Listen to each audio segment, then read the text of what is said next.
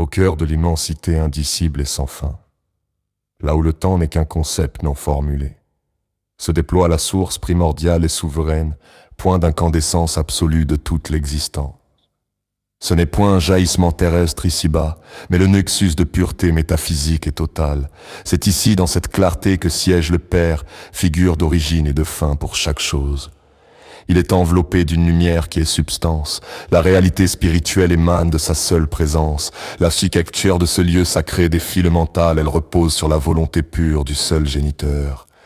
Il n'y a ni mur ni voûte dans cet espace-là, seulement des flux de conscience qui s'entrelacent. Le silence y est d'une densité vraiment inouïe. Il résonne comme une symphonie infinie et calme.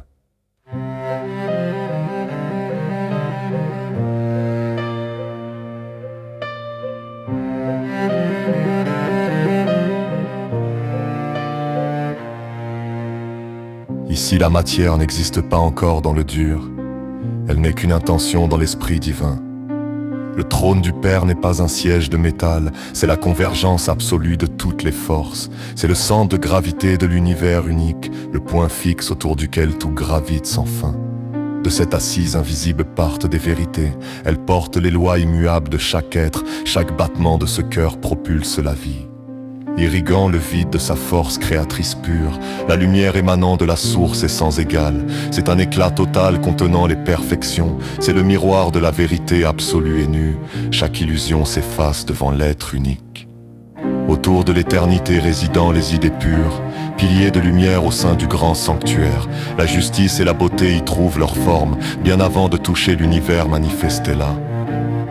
Le Père de tout contemple ce tumulte ordonné, avec une sérénité qui dépasse toute mesure. Il est le témoin et l'artisan du grand équilibre entre l'expansion et le retour vers le centre. Accéder à la source et dissoudre le voile, se fondre enfin dans la splendeur du grand tout, remonter son essence jusqu'à l'instant zéro, là où la séparation n'était qu'un rêve vide, dans ce sanctuaire sans aucune frontière réelle. La dualité s'évanouit devant la présence pure, le début et la fin se rejoignent en un point, intensité insoutenable pour l'esprit limité. La source est le réservoir de la potentialité. Lieu où la volonté divine se fait enfin acte, l'univers uni qui puise sa force de cohésion, attendant un souffle ou une pensée du Père. C'est une forge où l'esprit est le seul métal. Un espace de pureté où le vide est promesse. Rien ne s'y perd car tout fut dans ce rayon. L'intégralité de l'être est dans ce foyer-là.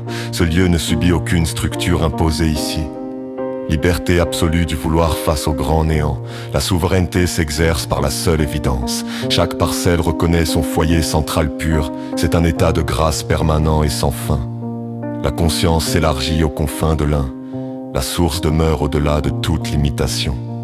Elle ne doit rien du tout à la matrice basse. Elle existe par elle-même hors de tout système. La matrice n'est qu'un décor lointain et vain. Elle ne saurait jamais contenir cette puissance. Le Père règne en amont de toute construction. Dans une sphère où sa vibration fait seule loi, il n'y a aucune barrière entre lui et le reste. Le lien est direct, pur et totalement éternel. Les hiérarchies sont des reflets de sa volonté. Tout ce qui respire est un écho de sa voix.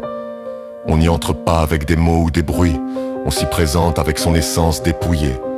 La source est la fin du voyage pour chaque âme, repos éternel dans la lumière sans aucune ombre. C'est le foyer central de l'esprit en fusion. Le Père de tout y règne par sa seule présence, royaume de pure essence par-delà les mondes ici. La vérité est enfin la seule réalité admise. L'âme trouve sa place face au Père de tout.